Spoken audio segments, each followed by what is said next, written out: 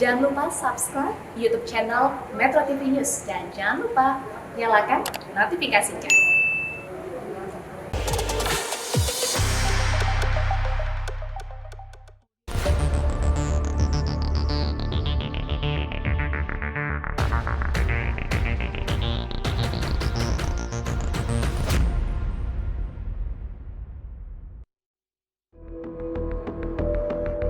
Siaran televisi merupakan media yang berpengaruh bagi masyarakat.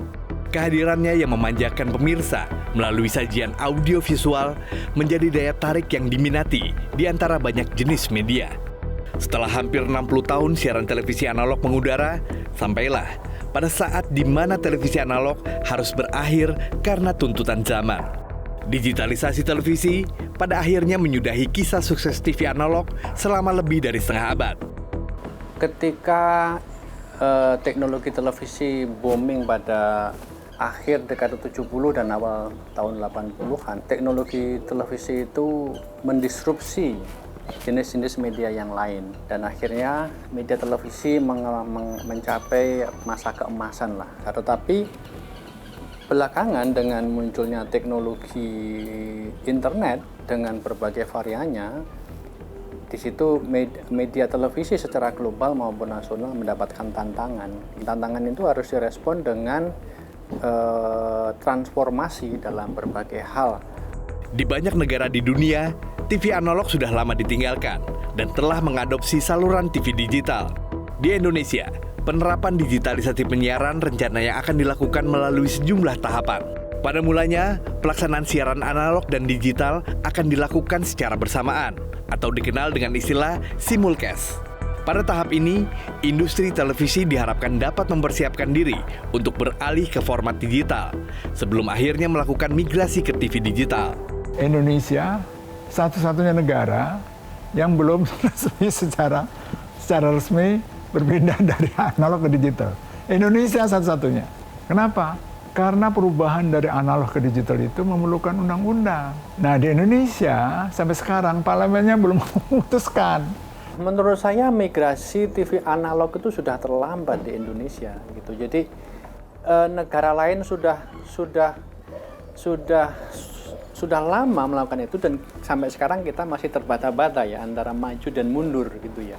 Digitalisasi yang ada di pikiran publik itu bukan lagi transisi dari TV analog ke digital, bukan hanya itu, tapi digitalisasi dalam konteks bagaimana media ini kemudian mengadopsi teknologi digital, mengadopsi teknologi informasi berbasis internet.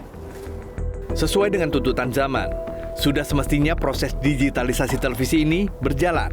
Dengan berbagai keunggulan yang dimiliki televisi digital, diharapkan akan membuat industri televisi tetap dapat bertahan di tengah ketatnya persaingan media baru. Digital itu mempunyai kekuatan yang lebih. Kekuatan lebih dalam arti apa?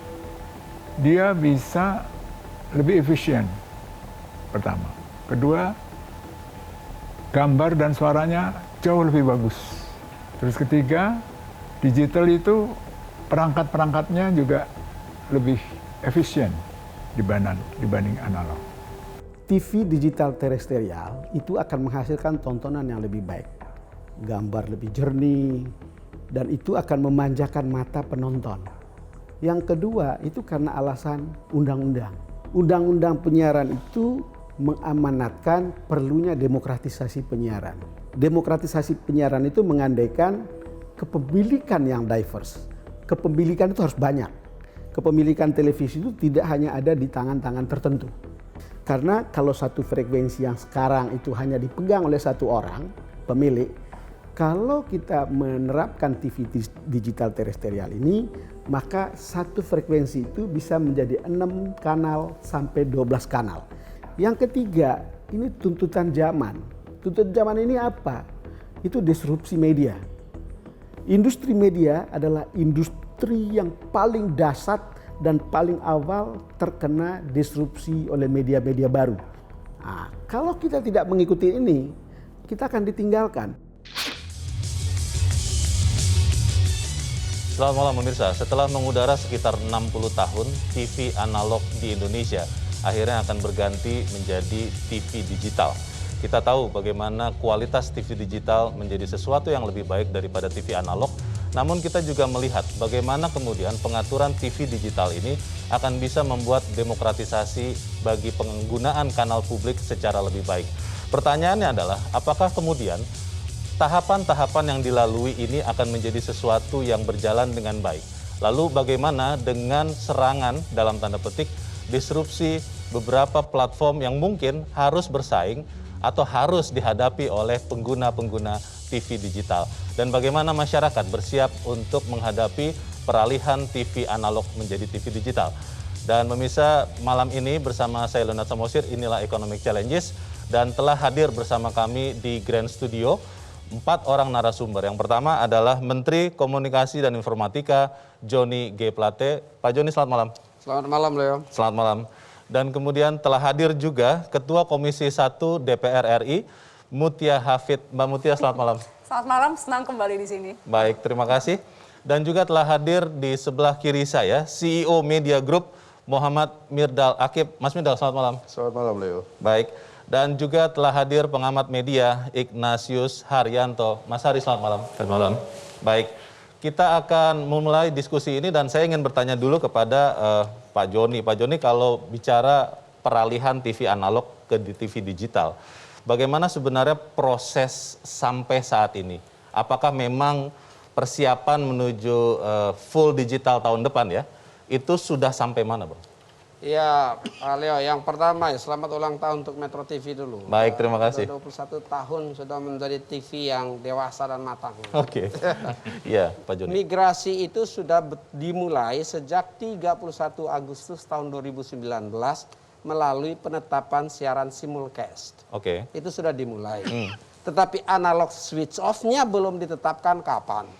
Analog switch off-nya itu ditetapkan melalui revisi undang-undang penyiaran yang ada di dalam Undang-Undang Cipta Kerja Sektor Postelsiar. Analog switch off akan dilakukan paling lambat tanggal 2 November tahun 2022. Tahun depan ya? Ya, sehingga atas dasar itu dan melalui peraturan pemerintah nomor 46 dan seri atau beberapa keputusan Menteri Kominfo, kita mengatur tahapan analog switch off. Yang kali ini tahapan analog switch off itu dalam 3 tahap. Nah, tahap pertama, analog switch off tahap pertama itu dari sisi kesiapan teknis itu sudah siap. Ya, apa saja kesiapan teknisnya? Ada 3 kesiapan teknis. Yang pertama kesiapan teknis terkait dengan infrastruktur multiplexing. Baik. Ya, dari monitoring Kominfo sendiri sudah siap. Yang kedua kesiapan studio dan talentnya broadcasting itu sendiri, karena studionya juga harus menjadi digital, ya. Baik. Talentanya juga, SDM-nya juga harus digital. Dan yang ketiga kesiapan perangkat penerima. Kesiapan perangkat penerima yaitu tersedianya televisi yang disebut dengan DVB-T2 atau DVB-T2, yaitu perangkat televisi digital. Bagi yang belum DVB-T2, yang belum DVB-T, belum televisi digital, masih televisi tabung, atau yang belum kategori itu, perlu disiapkan perangkat konektor yang disebut dengan set-top box. Nah, set-top box ini siapa yang menyiapkan? Bagi keluarga miskin itu di PP tahun peraturan pemerintah nomor 46 tahun 2020 itu ditetapkan bagi keluarga miskin disiapkan oleh penyelenggara multiplexing. Namun apabila kurang maka akan disediakan oleh pemerintah melalui Kominfo, dan saat ini sebagiannya sudah ditampung di dalam APBN tahun 2022. Nah, kita sedang mendiskusikannya apabila juga masih kurang. Nah, itu tidak ada pilihan lain selain harus dipenuhi karena tanggal 2 November itu betul-betul analog switch off. Sudah harus ya, switch off ke situ ya. Mbak Mutia, catatan DPR terhadap analog switch off ini, sebetulnya urgensinya tuh seperti apa ya? Oh, sangat urgent dan kita sepakat sekali dengan program pemerintah ini, dan betul kata Pak Menteri, ini saatnya, ini momentum. Kita sudah terlambat jauh dan sesungguhnya kami kebetulan di Komisi 1 periode lalu juga dan periode sebelumnya. Jadi sebetulnya pembahasannya betul tadi sudah panjang dan kemarin tuh sebenarnya dari periode lalu kita harapkan sudah mulai migrasi.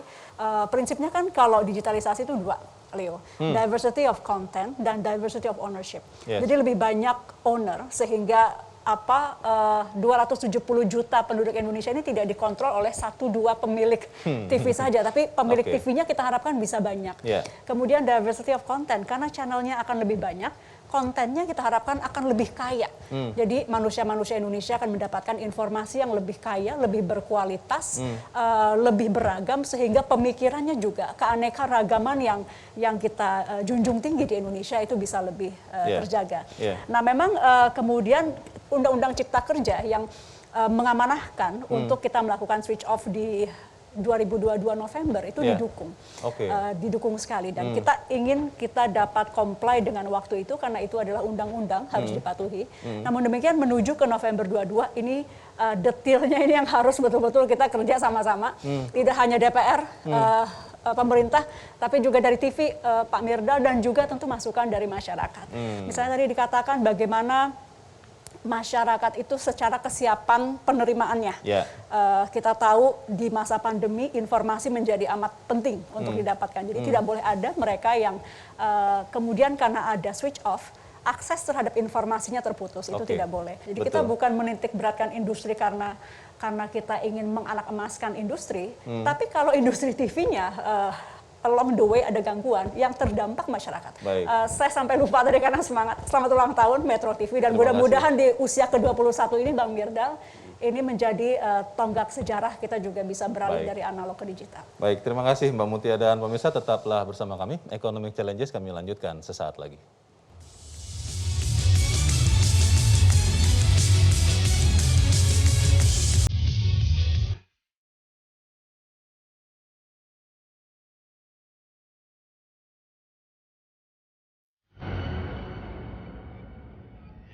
Didukung oleh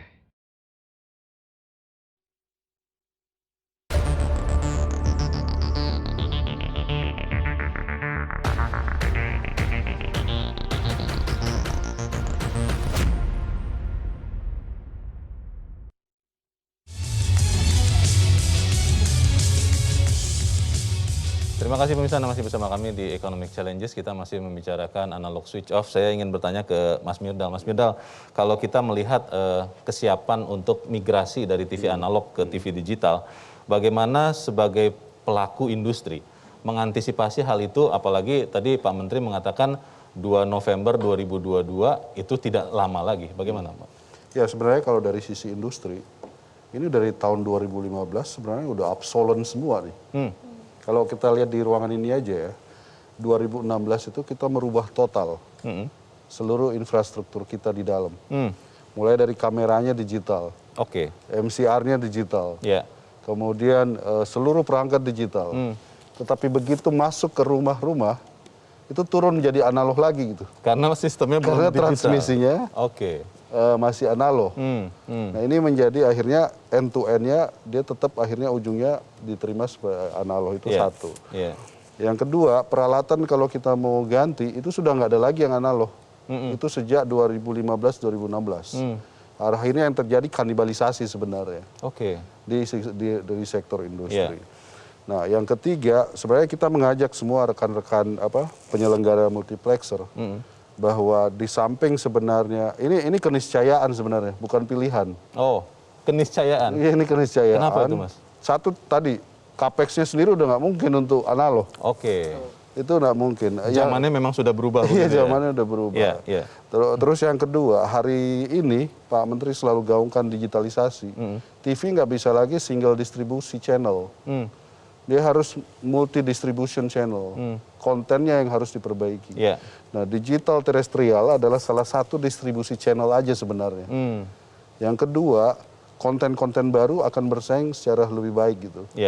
Yang ketiga, peluang untuk membuat TV jadi lebih murah seperti tadi disampaikan oleh Bu Mutia.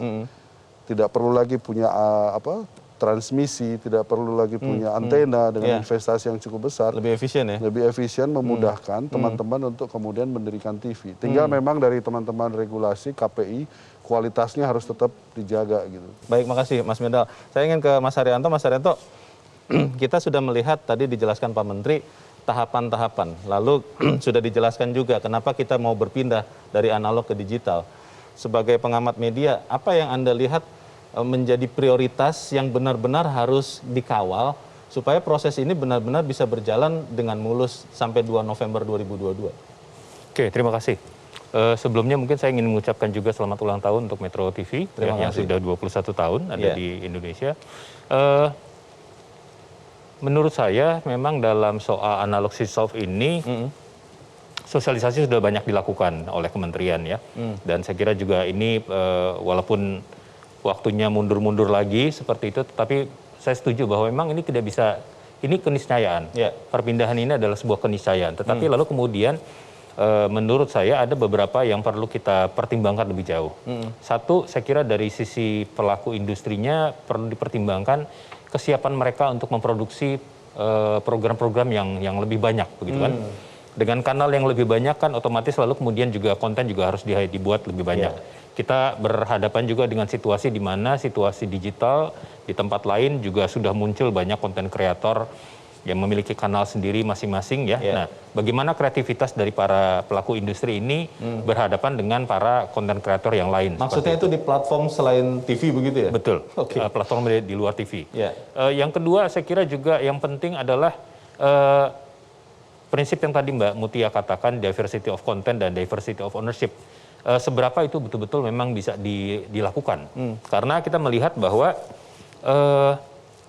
kelihatannya oligarki televisi ini ya tetap muncul di dalam situasi yang digital seperti sekarang. Begitu ya? Anda melihatnya ya? Iya, artinya lalu kemudian pertanyaannya sekarang misalnya begini, Undang-Undang Penyiaran mengenal yang namanya lembaga penyiaran komunitas. Dan kemudian kita juga tahu ada banyak TV-TV lokal ya sebelumnya. Apakah mereka punya tempat juga dalam situasi yang sekarang? Ada beberapa keluhan, misalnya penyelenggara multiplexer memberikan bisa menyewakan kepada pihak-pihak lain, tapi apakah itu cukup terjangkau buat mereka? Nah, mudah-mudahan pemerintah juga memikirkan hal-hal semacam ini sehingga lalu kemudian konsep kita bilang diversity of content dan diversity itu memang berjalan begitu. Saya kira itu. Baik. Mungkin saya langsung bertanya ke Pak Menteri, bagaimana Pak tanggapan dari masukan yang disampaikan Pak Haryanto tadi? Iya, karena analog switch off dan full digital broadcasting kita itu keniscayaan, maka semua masalah harus kita hadapi. Nah, saat ini bagi yang ingin menyiarkan siaran digital dijamin pasti tersedia kanal, termasuk untuk TV komunitas dan TV lokal. Nah, dari mana sumbernya? Yang pertama sumbernya ada dari kanal-kanal yang tersisa dari multiplexing yang dikelola oleh TVRI sebagai LPP. Yang kedua dari LPS yang tidak sepenuhnya digunakan tersedia. Ya. Dan dari 50% kanal yang diberikan kepada LPS itu ada di pemerintah. Yang masih bisa juga dialokasikan. Jadi saya kira dari sisi itu saya bisa sampaikan di sini kalau ada yang mau kita jamin.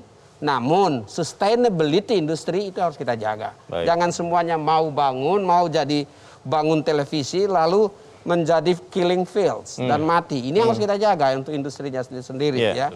Yang kedua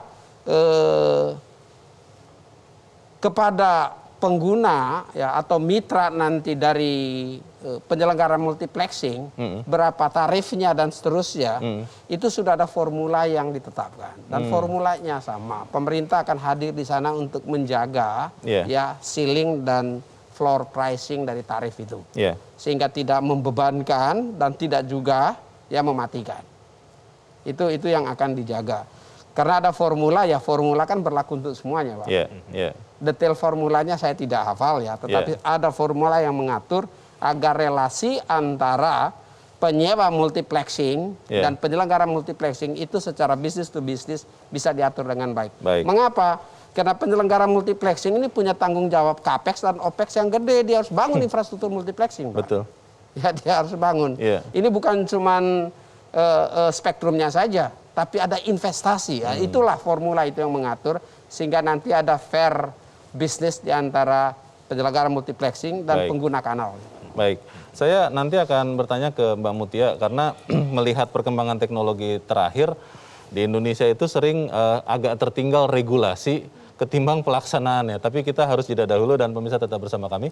Economic Challenges segera kembali.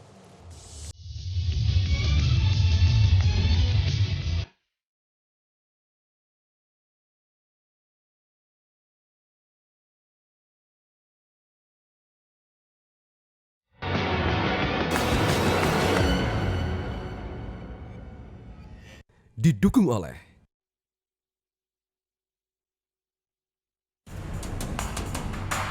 peralihan menuju siaran televisi digital di Indonesia dibarengi dengan era kemajuan teknologi yang begitu pesat. Munculnya berbagai platform digital lambat laun telah mendistrupsi siaran televisi. Yang harus kita pikirkan itu adalah di depan kita itu ada YouTube, ada TikTok, ada Facebook sebagai frenemy, friend and enemy at the same times. Nah, bagaimana kita berinteraksi mereka, dalam hal apa kita kerjasama dengan mereka, dalam hal apa kita punya kepentingan yang berbeda, bagaimana kita bernegosiasi dengan mereka, bagaimana konten sharing itu bisa menghasilkan revenue sharing, user data sharing, liability sharing yang adil. Nah, itu harusnya kita itu sudah berpikir ke sana ini, tidak lagi berpikir soal digitalisasi frekuensi ini. Tetapi ya apa boleh buat, dalam satu tarikan nafas yang sama, sekarang kita harus memikirkan dua-duanya. Digitalisasi frekuensi dan digitalisasi proses komunikasi dan informasi. Media baru melalui platform digital bermunculan dan menjadi pesaing bagi industri televisi. Meski digemari oleh masyarakat, namun platform media baru ini tidak memiliki aturan yang sama dengan televisi. Industri pertelevisian yang terikat dengan berbagai aturan dan kode etik dituntut untuk menyajikan tayangan yang bertanggung jawab. Sementara platform digital belum memiliki standar aturan terkait konten yang disajikan. Media audiovisual ya harus terikat pada P3SPS. Kenapa? Karena kalau tidak, kita tidak datang dengan sistem atau aturan yang sama dan orang lain bebas yang ini diatur, ya orang lebih suka nonton yang lebih bebas dong. Terjadi disrupsi penonton, banyak yang berpindah ke situ karena lebih bebas. Terjadi disrupsi iklan karena juga banyak yang lari ke situ. Lalu mana dong fairness-nya gitu. Anda tahu bahwa hoax itu berkembang bebas di situ. Di media-media mainstream kayak kita, itu nggak bisa. Kita terikat betul dengan kode etik, kita terikat betul dengan P3SPS, dan ya mestinya level playing field-nya harus sama. Jadi orang harus bermain di lapangan yang sama gitu untuk kemudian publik itu punya pilihan yang sehat. Pada akhirnya, digitalisasi televisi hanyalah bagian dari perbaikan media televisi. Untuk tetap dapat bertahan dan menjadi pilihan, kualitas konten merupakan kunci agar kanal televisi tidak lantas ditinggalkan. Melalui inovasi dan peningkatan kualitas konten, diharapkan industri televisi tetap mampu bersaing di tengah maraknya gempuran media baru. Selalu ada gium, content is always the king. Selalu ada survei juga yang memperlihatkan kualitas itu yang akan menentukan orang punya pilihan pada tontonan. Cara orang menonton televisi akan berubah. Itu yang berubah. Televisinya tidak mati. Dari nonton di rumah, sekarang dia nonton di handphone. Orang tetap butuh konten, tetapi kalau kita bisa menyajikan kualitas, kita akan tetap eksis.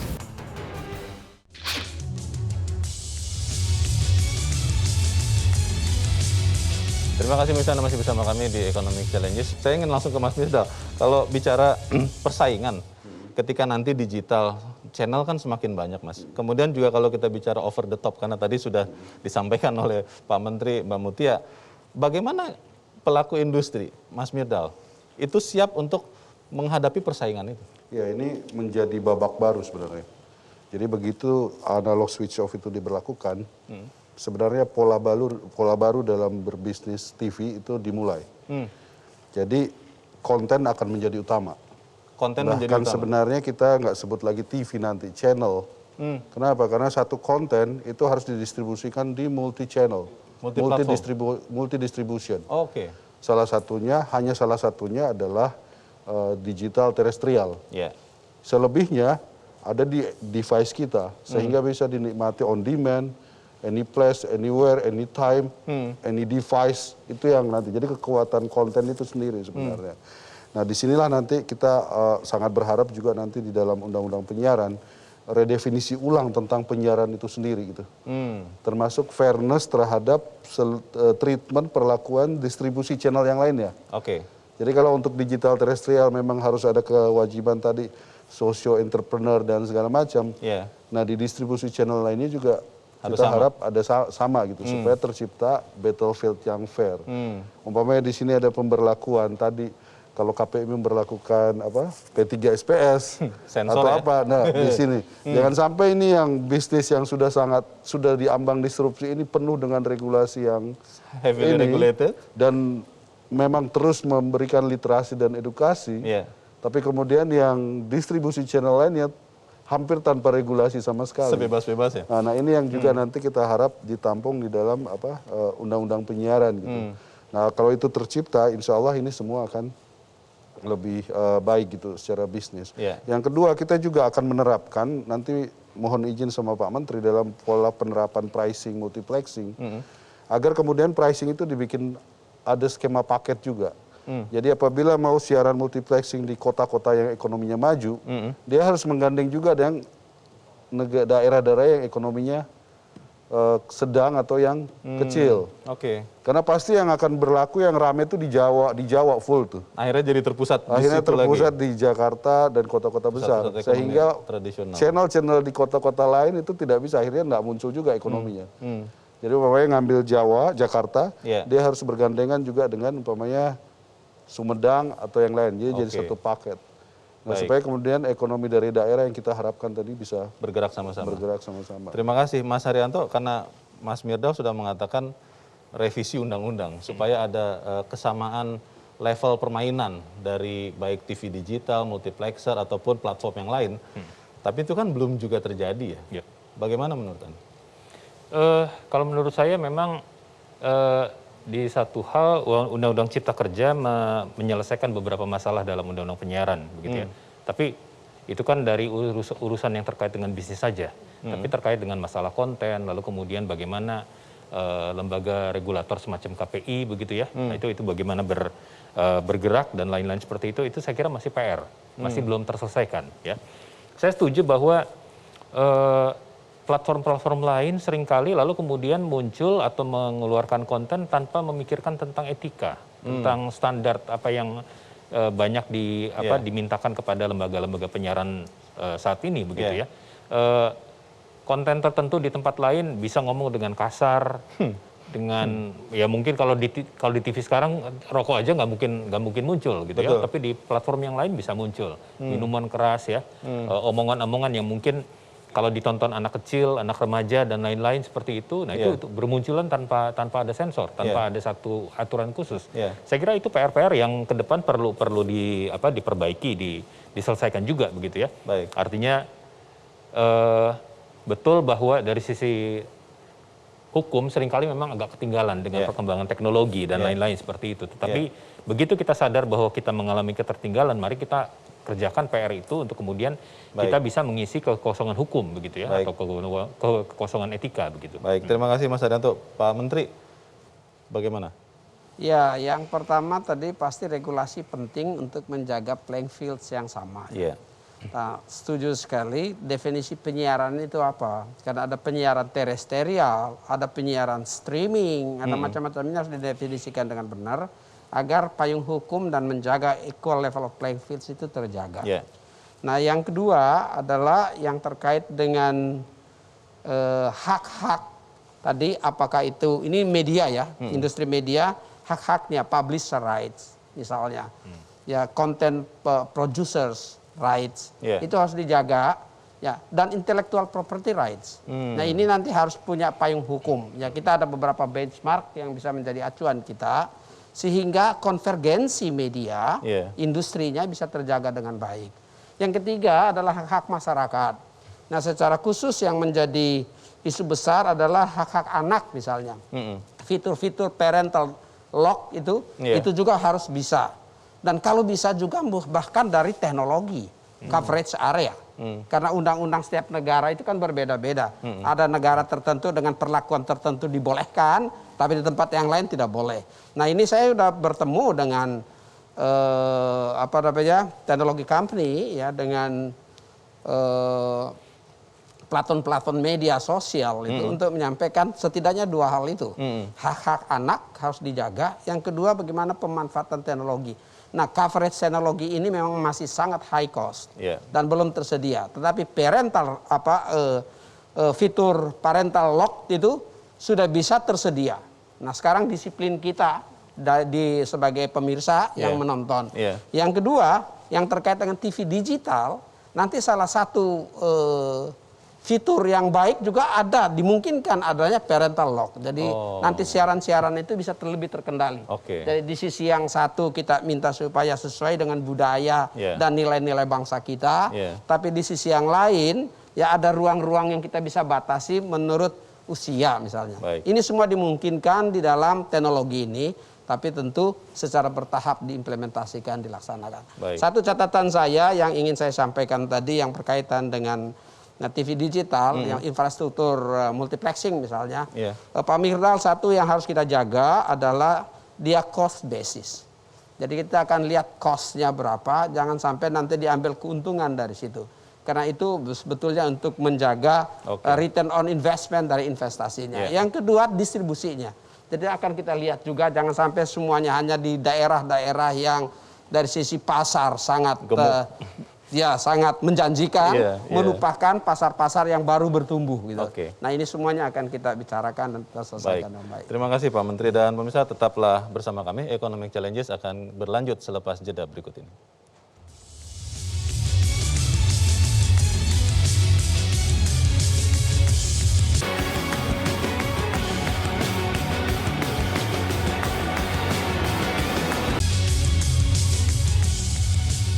Terima kasih pemirsa, masih bersama kami di Economic Challenges. Mas Haryanto, melihat semangat yang baik, rencananya sudah baik, tapi pelaksanaannya kan juga harus dilakukan dengan berhati-hati.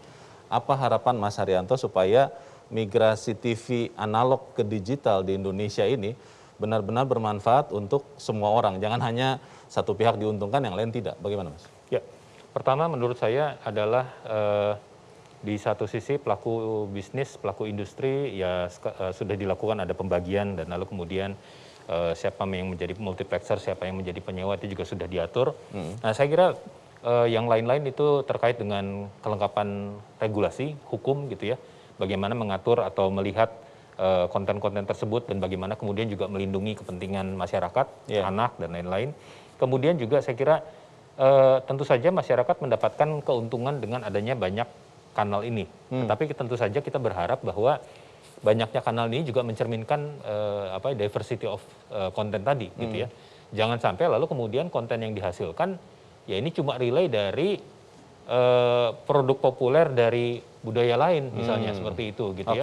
Tayang 10 jam, 15 jam hanya untuk menyiarkan budaya asing semacam itu. Tayangan Korea, tayangan Turki, tayangan yang lain gitu dan lain-lain seperti itu. Nah, bagaimana lalu kemudian saya kira juga tadi saya sepakat kalau dikatakan Pak Mirdal perlu ada paket sehingga lalu kemudian kota-kota yang kecil itu juga bisa diajak sehingga lalu kemudian produk yang dihasilkan dari kota-kota kecil ini juga bisa dinikmati di tempat lain.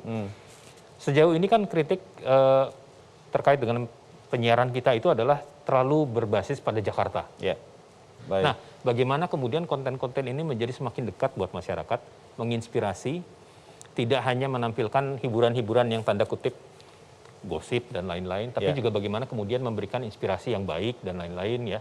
Program seperti Kick Andy mungkin diperbanyak dan lain-lain seperti itu sehingga lalu kemudian ya entrepreneurship di kalangan masyarakat pun juga menjadi terbangun begitu. Baik. Saya kira itu. Baik, terima kasih Mas Haryanto. Mbak Mutia, apa harapannya supaya kemudian switch off ini benar-benar bermanfaat untuk kita semua?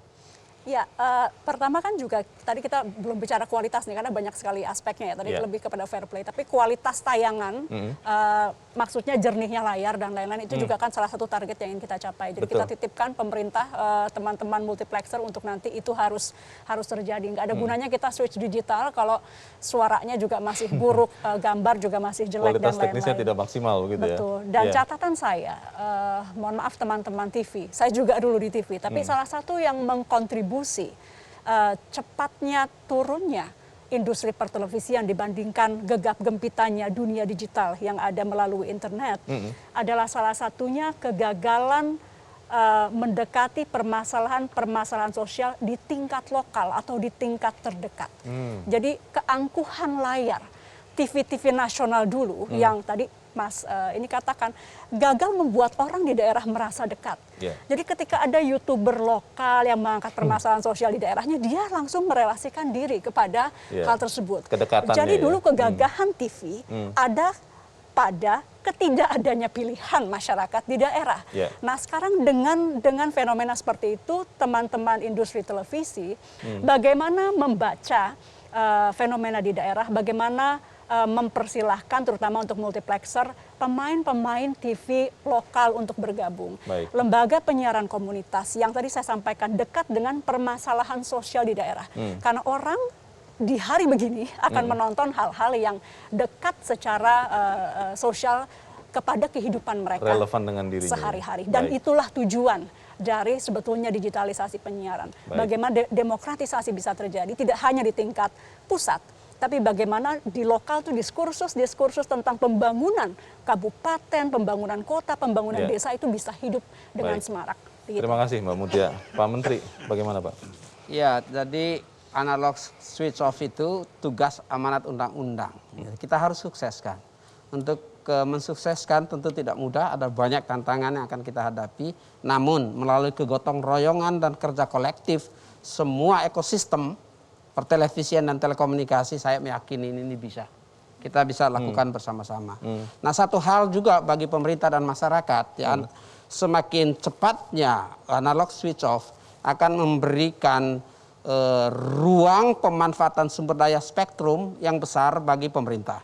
Yaitu yang disebut dengan digital dividend. Itu ada 112 MHz spektrum di frekuensi 700 yang menjadi salah satu golden spectrum ya untuk 5G misalnya.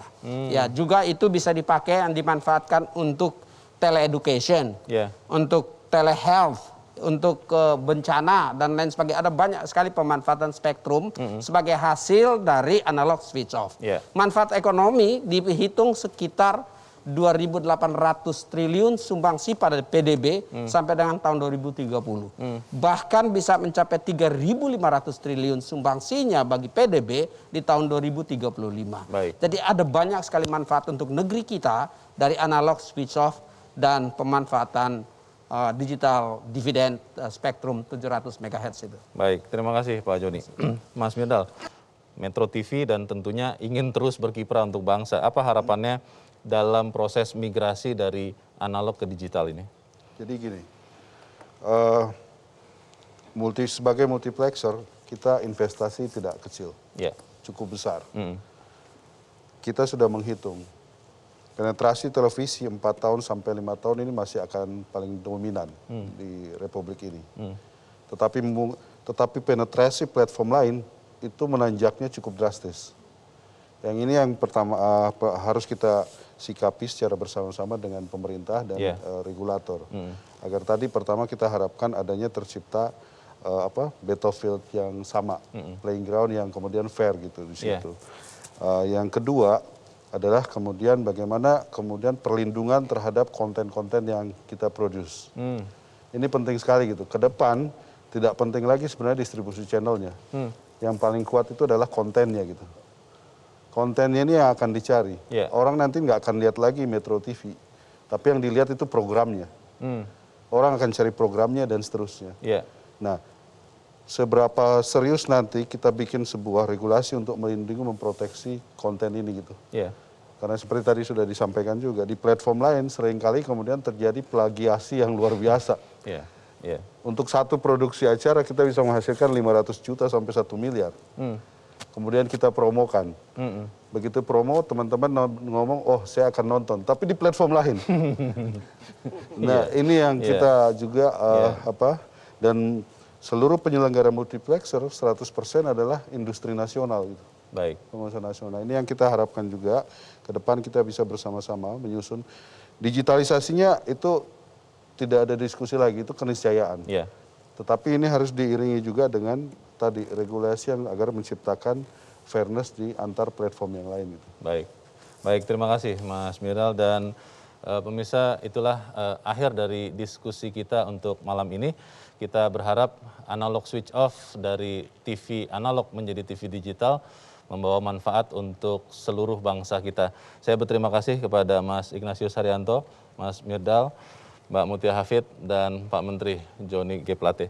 Dan pemirsa, demikianlah akhir dari Economic Challenges untuk malam ini. Saya Leonard Samosir, terima kasih. Sampai jumpa.